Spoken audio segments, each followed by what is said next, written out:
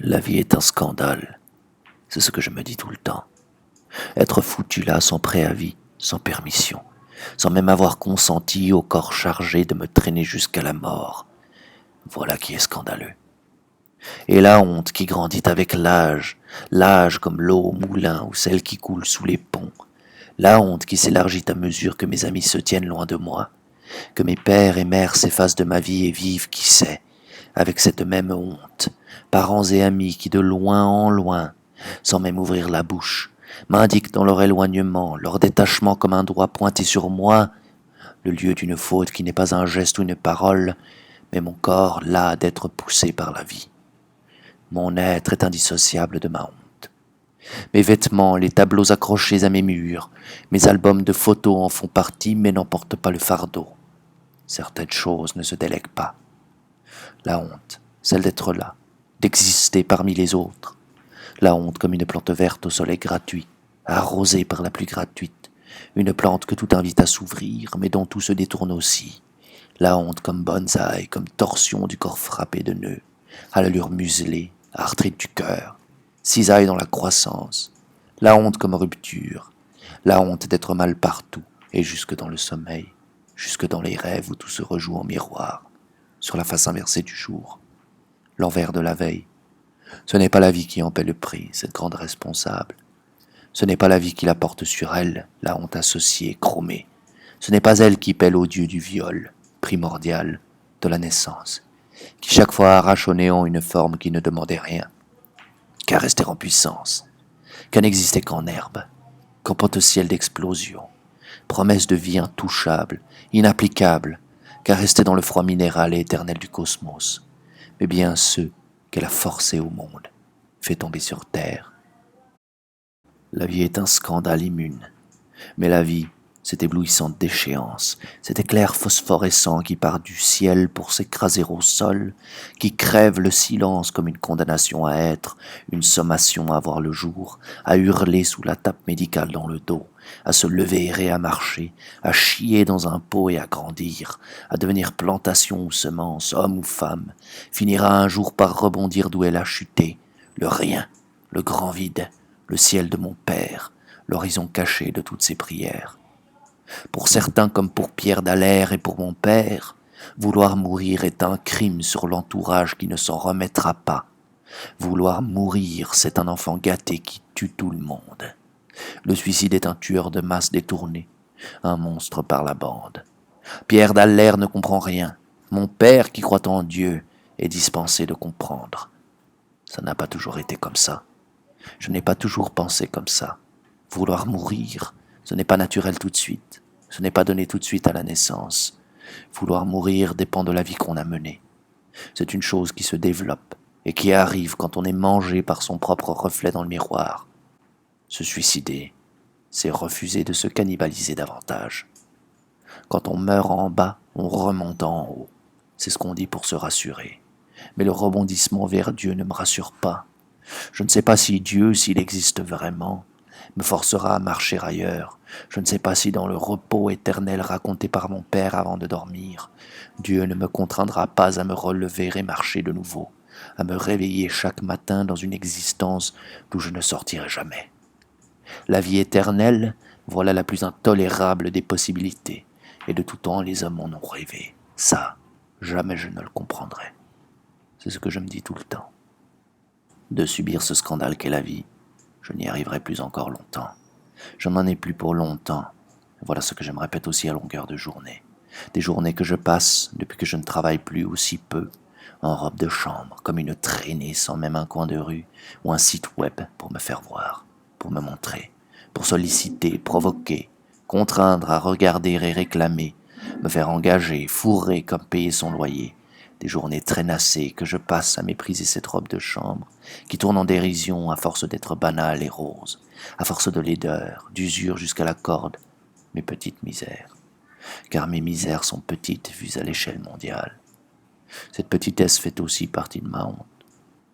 Être misérable, c'est ramper dans le cliché d'une robe de chambre fanée. Mes misères sont une comédie jouée dans le costume de la souffrance. La robe de chambre, substitut des bras maternels, étreinte de la routine, présence émasculée, doucereuse. due au jour le jour. Et la robe de chambre qui est un costume est aussi un théâtre.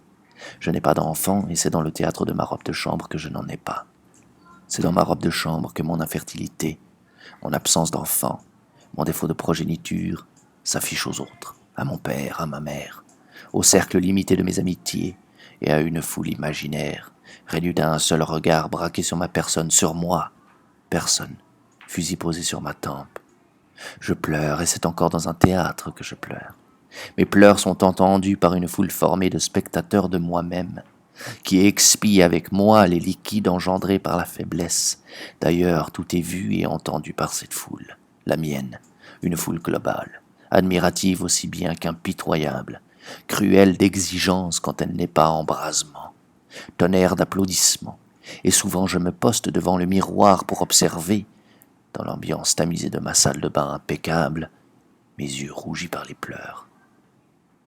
Je m'observe car je fais aussi partie de ma foule portable et je pense, comme je suis belle, comme ses yeux seraient beaux sur un écran. Je projette mes petites misères au cinéma et quand j'y parviens à dédoubler mes misères et à les grossir en spectacle, ma douleur s'en va. Le temps de la représentation, un sens est donné à ma vie. Et quand c'est le théâtre qui s'en va, la solitude où je suis de tous oubliés reprend ses droits. Vide le monde de tout le monde, et la douleur revient. Ma vie est un espace pour compter mes malheurs au monde ou souffrir seul, pour m'écraser au milieu de ma foule comme un avion en pleine ville, ou m'éteindre dans l'anonymat de mon salon, devant la télévision. La mort que j'attends depuis des années mettra fin à l'alternative du théâtre, même si pour l'instant la mort est aussi, comme la robe de chambre, c'est forcé, c'est écrit d'avance, parfaitement conséquent. Un théâtre où se joue mon agonie. C'est en témoin de mon enterrement que je me dis adieu, que je me livre un dernier hommage. La robe de chambre, ma mère. De ma mère, j'ai eu honte dans le temps. Je l'ai jugée, et je le regrette. À juger sa mère, on perd sa vie. Juger sa mère, c'est engueuler un miroir, c'est montrer les dents dans le noir, c'est se manger, c'est ouvrir la gueule sur sa propre gueule ouverte. C'est mordre cette gueule qui sert à mordre. C'est bruyant, c'est baveux, mais ça ne sert à rien. Juger sa mère, c'est lancer un boomerang. On pense qu'il irait loin devant, mais il nous surprend derrière la tête, comme une claque de maîtresse d'école. Ça claque quand on la perd de vue. Parfois le boomerang met des années à revenir, à frapper dans le dos. Mais dans le passage du temps, il gagne en vitesse, et l'impact n'en est que plus fort. Juger sa mère, c'est tirer à bout portant. Parfois je caresse le tissu usé de ma robe de chambre, et c'est comme si je voulais lui caresser sa peau à elle. Toutes les mères du monde portent une robe de chambre qui devient ensuite le chemin obligé des filles. Petite, je trouvais ma mère belle. Une femme, c'est être belle. Même en jouant à la marelle, même en s'accouplant, même en enfantant, c'est toujours d'être belle. C'est un sort atroce, parce que la beauté est à l'abri de toutes les révolutions. Pour être libre, il faut faire la révolution. Les femmes ne seront jamais libres. Les mères seront toujours la première prison des filles. Mes souvenirs d'enfance sont tous ou presque liés à ma mère et ses feuilletons. Ma mère Dallas, ma mère Sue Ellen, ma mère tant d'une paix et d'âme de cœur, ma mère l'héritage. Souvent ma mère ne pouvait regarder deux feuilletons à la fois. Alors elle en enregistrait un pour le regarder plus tard dans la soirée. Elle se le gardait comme dessert, elle pouvait en manger beaucoup, des desserts en feuilleton, gâteries en série. Elle se les enfilait avec joie, se les tapait à la place d'hommes. Ou plutôt elle se tapait tous les hommes des feuilletons, et sans l'avoir entendu de sa bouche. Je sais que ma mère se voyait elle-même dans ses feuilletons. Je sais que sa robe de chambre et sa vie d'être assise sur un divan, aussi un théâtre où elle se regardait et se montrait devant un public, où elle changeait de peau. Facile comme tout, simple comme bonjour. La télévision était sa loge la plus fournie, caverne d'Ali Baba regroupant toutes les versions de femmes, chambre maudite de Barbe Bleue. Peut-être que c'est la mère de Barbe Bleue qui a tué les femmes de Barbe Bleue. Ma mère n'était pas une femme active, comme gestion, sexe, travail, famille, comme métro, boulot, dodo. Elle n'était pas active, mais elle était disponible. Son corps accessible tous les soirs sur le divan rendait sa présence indéfectible. Jamais la prison ne manquait à l'appel. Je crois que jamais la prison n'a pensé à s'évader. Ses yeux verts, très verts, 2 fois plus verts qu'un trèfle à 4 feuilles, 4 fois plus émouvants qu'une tête de violon, yeux lacrymogènes centrés par un nez droit et encadrés d'une chevelure longue et brune, presque noire. La sacrée reine de beauté. La beauté comme la laideur détonne, règne, crève les yeux, se dilate dans l'espace des yeux pour aller au-delà du visible, chez les dieux. La beauté royaume, la laideur exil. Ça souligne à gros traits, ça hurle ses poumons à la face du monde, ça magnétise tout ce qui bouge à la ronde. Mais la beauté ou la laideur, on s'y habitue à force, on s'y soumet jusqu'à s'en détourner. Je ne suis belle ni laide, l'entre-deux rend invisible, la neutralité du corps ne marche pas bien dans la perception. En marchant dans les rues, au supermarché, dans les cafés, les regards glissent sur mon corps comme la pluie, les autres se posent sur moi mais n'y adhèrent pas. Téflon, comme dirait ma mère. Avec le temps j'en l'ai dit et ça ne marche pas mieux. C'est à cause de la tristesse, du masque de la tristesse qui s'est tricoté avec mon visage en dessous. Ma mère était la femme la plus triste au monde. Son visage était aussi un tricotage de grimaces de tristesse et de peau. À force, son visage n'a plus touché personne. C'est ça le vrai drame. Être si triste et si longtemps qu'on ne touche plus. Pour toucher avec son malheur, il faut rester bref. Sa robe de chambre était un enrobement de nudité. Sa robe de chambre était comme une peau nue exposée au grand jour. La robe de chambre est le symbole ostentatoire de la nudité des mères, la vraie. Pas celle qui excite et qui s'étale sur un site web comme façon moderne de pétasser, comme façon dernier cri de se vendre au coin d'une rue. Mais celle qui fait parfois naître la pitié, au mieux la compassion. Ce mouvement de compassion, je l'ai refusé pour moi et pour les autres. J'ai choisi de juger, comme j'ai choisi de mourir. Dehors, dans les environs, il y a un endroit qui s'appelle le plateau Mont-Royal. Le plateau Mont-Royal n'est qu'un lieu où j'ai déposé ma honte, le dernier en date. Dans cette honte, il y a tous les autres lieux que j'ai habités. En premier, les cantons de l'Est où je suis né. Quand je suis né, c'est à ce moment, je suppose, que tout a commencé. À y regarder de près le début, c'est peut-être ma mère. Et si le vrai début c'est ma mère, c'est aussi sa mère à elle. La honte est une lignée de femmes à perte de vue, qui se bouclent en cercle, en nœuds de pendus qui accouchent les uns des autres, nœuds qui s'achèvent comme un serpent qui se mord la queue, qui se la mange, qui se la digère et se régénère dans l'autosuffisance d'une vie enroulée sur elle-même, ni affamée, ni rassasiée. Une roue qui tourne sans coup du destin, autopropulsée. Un jour, petite de 6 ans, j'étais juchée sur une grosse roche, quelque part dans un sous-bois des cantons de l'Est. Cette grosse roche emboisée, entourée de grands bouleaux à l'écorce qui perle en fines lames de papier, des bouleaux qui s'épluchent comme une caresse, une tendresse détachable. Cette roche qui n'avait rien de spécial a dans mon souvenir une importance capitale. Les souvenirs sont toujours centrés par une grosse roche comme une encre jetée au milieu, par des plombs dans le filet qui tiennent le souvenir en place. Sinon, les souvenirs partent dans le courant de l'oubli. Les souvenirs sont toujours punaisés, sinon ils disparaissent à jamais. Cette roche-là était un podium d'opprobre où je suis monté défaite.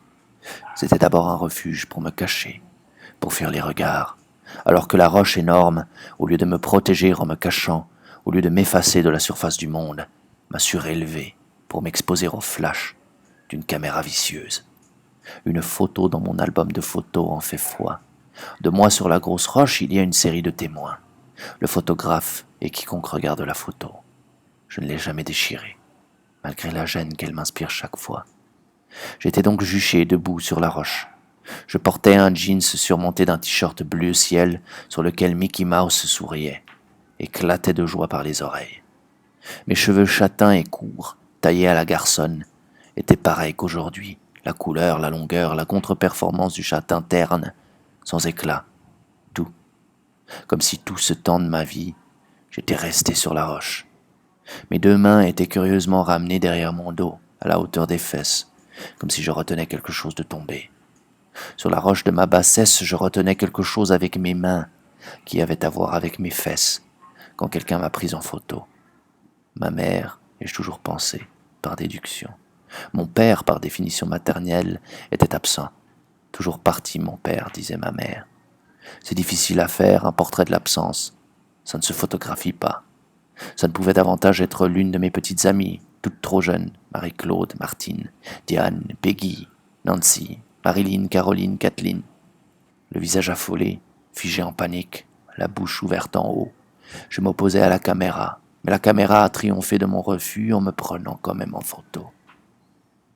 Les caméras se moquent bien du consentement de leur sujet. Les parents derrière la caméra ne font qu'obéir à la fonction de la caméra tenue entre leurs mains, qui est de photographier. Sinon, à quoi bon l'avoir achetée? Sinon, à quoi bon transporter une caméra dans les bois? À quoi bon être dans le bois si c'est pour laisser le bois tranquille?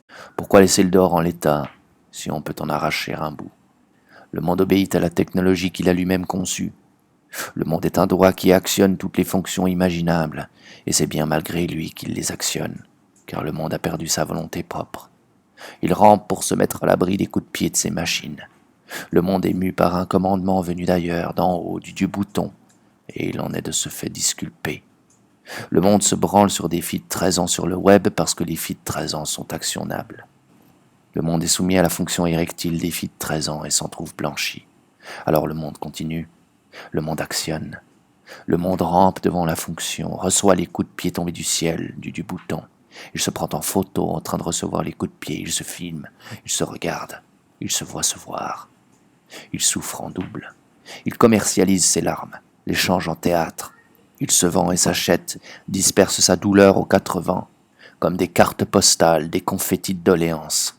Un jour, c'est forcé. La technologie se retourne contre le monde qui lui a fait voir le jour, comme tous les Frankenstein patentés. Il se retourne contre le monde en le faisant se démultiplier, déborder de partout, puis on l'éclatant en morceaux dans son trop-plein de lui-même. Ma mère m'a raconté, alors que je lui montrais la photo prise debout sur la grosse roche, que ce que je tentais de cacher avec mes mains ramenées dans mon dos, au ras des fesses, c'était un trou. J'avais un trou dans mon fond de culotte. C'était juste un trou. Toute ma vie, toute ma sainte vie sale et trop sage, plate à mort, toute ma vie en regardant la photo, convaincu par l'image trompeuse, j'ai été miné par le poison de la gêne, envahi par un embarras crasse comme une nausée longue de 25 ans, un vertige devant un méfait, un dommage à moi-même et à la face des autres jamais nommés.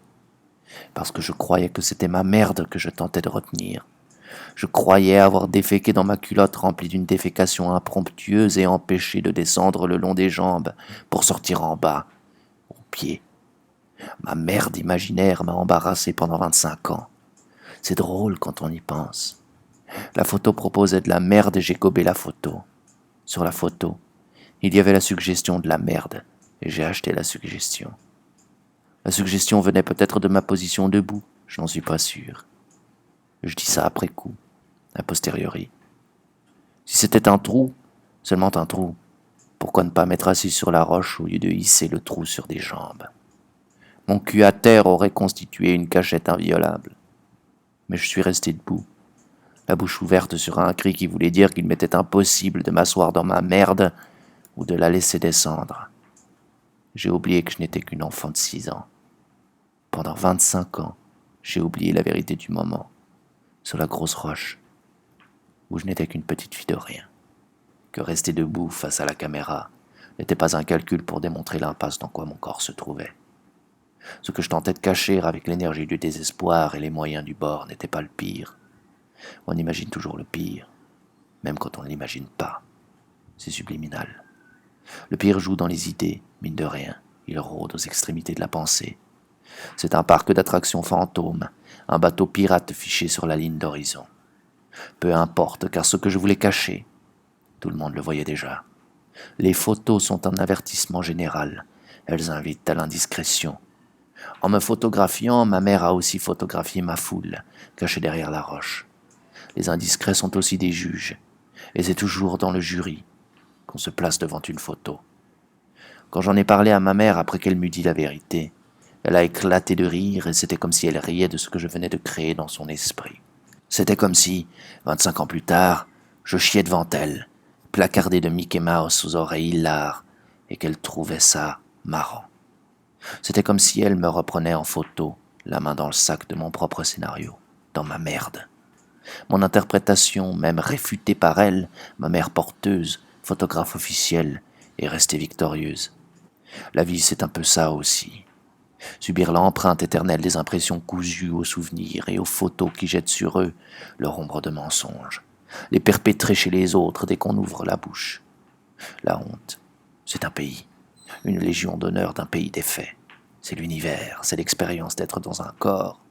C'est l'expérience d'être ce corps-là, dans cette vie-là, avec ces choses-là qui rentrent et qui sortent, qui échappent à la volonté. Les tableaux et les sculptures dans les musées, les photos sur le web et toutes les robes du monde n'en sont que les représentants. Ils se désagrégeront bien avant la honte dont ils sont le reflet. Une expérience tellement lointaine qu'elle ne peut plus être retracée, qu'elle se perd dans la nuit des temps de mon père, qui vit aussi la honte d'être un homme. Quand la nuit des temps reviendra, un jour prochain sans prévenir, il faudra se concerter, se demander s'il vaut la peine de continuer dans un autre cycle de 1000 ans, et dans le cas très probable d'un non, il faudra sans doute invoquer quelque force du ciel, faire descendre par la force d'une incantation pleine de menaces un archange, le sommet l'écraser une fois pour toutes la tête du serpent, ou du moins le couper en deux pour rompre le sort invivable de l'éternité, avec une épée vierge faite pour ça, une arme blanche qui n'attendait que ça, sectionner, fendre, faucher, hacher par la hache, l'endroit précis où se joue le recommencement, l'impossible fin. Je suis né dans les cantons de l'Est, ça a déjà été dit aussi. Dans ces cantons, il y a lac mégantic qui signifie lac poissonneux en algonquin, et autour des cantons, des Laurentides, du Saguenay lac Saint-Jean, du Bas-Saint-Laurent, de la Mauricie, il y a le Québec qui a failli par 2 fois être un pays. Il y a plein de régions flanquées du Québec, comme bateaux 2 fois manqués, et plus grand encore autour du Québec, le Canada. Autour de la signification du nom, il y a 2 clans, celui qui croit que Canada veut dire là où il n'y a rien en iroquois, et celui qui tire le mot vers le haut, une note au-dessus, le clan qui lui donne un peu de chair humaine, village. Mon pays de blanc est né de la bouche des autochtones, et ce pays a été par eux exploré, évalué, et adjugé vaste et mort, une vaste mort, un fossile échoué sur l'Amérique du Nord, la plus petite unité de vie sociale répertoriée, du quasi infréquenté d'un océan à l'autre, un néant à perte de vue, parsemé de conifères, de toundras, criblé de montagnes rocheuses et de glaces, envahi par l'hiver et les prairies. Mon pays est situé là où il n'y a rien, et où tout traîne en longueur. C'est long longtemps. C'est un serpent, queue en gueule. C'est la nuit des temps. Enfin connaisseurs du territoire, ils l'ont condamné à l'immensité du contenant vide. Ce pays comme un ciel où tant de choses se déploient et s'étirent, comme l'agonie d'une baleine sur une plage au bord de la mer, mais où rien ne bouge, où rien n'arrive jamais, que de la longueur, que de la distance qui arrive, que du temps qui bouge en rond. Et en retour, les Canadiens ont eu honte des autochtones, qu'ils ont jugés et méprisés depuis des siècles, depuis le début du saccage des premiers colons. Ils les ont condamnés à leur offrir seulement de voler des espaces de vacuité, un plan de retraite en plein désert.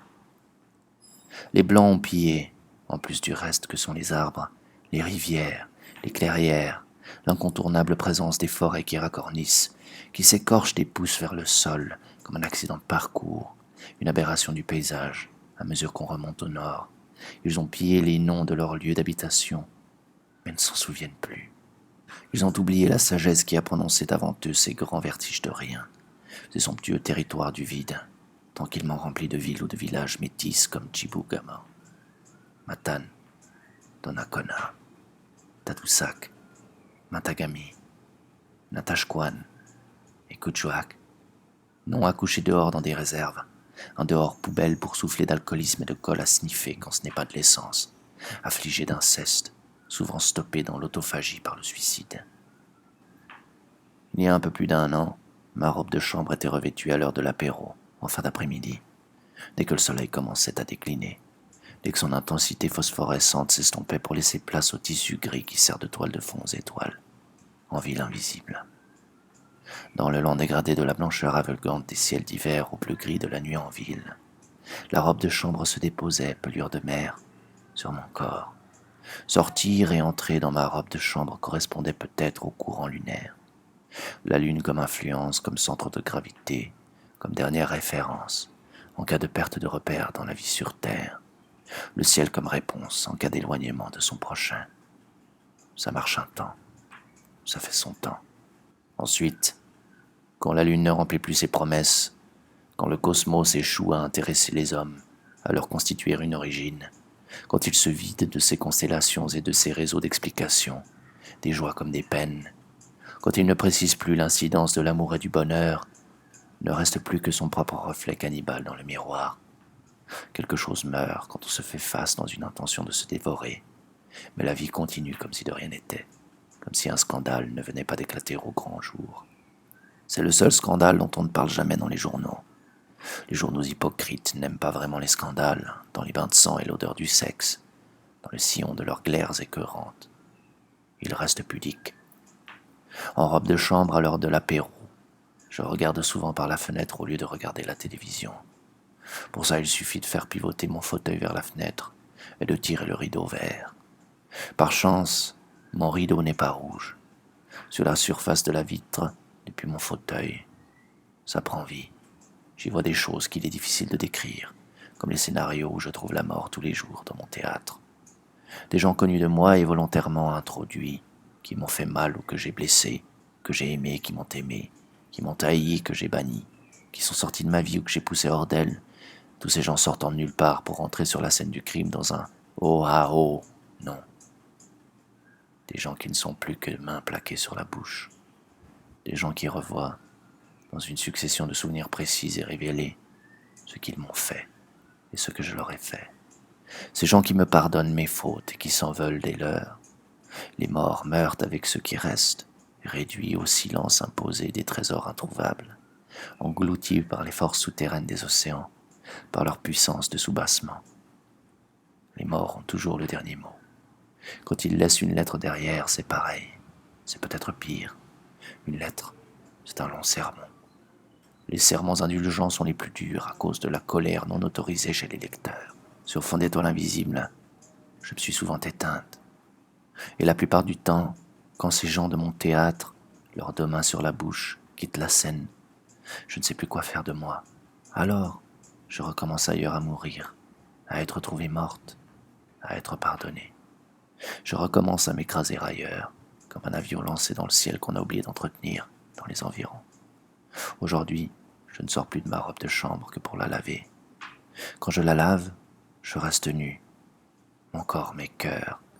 La vision même fugace de mon reflet dans le miroir, quand je passe devant, est un sacrifice qui s'impose. Ce n'est pas parce qu'on veut mourir qu'on doit laisser puer la peau de sa mère.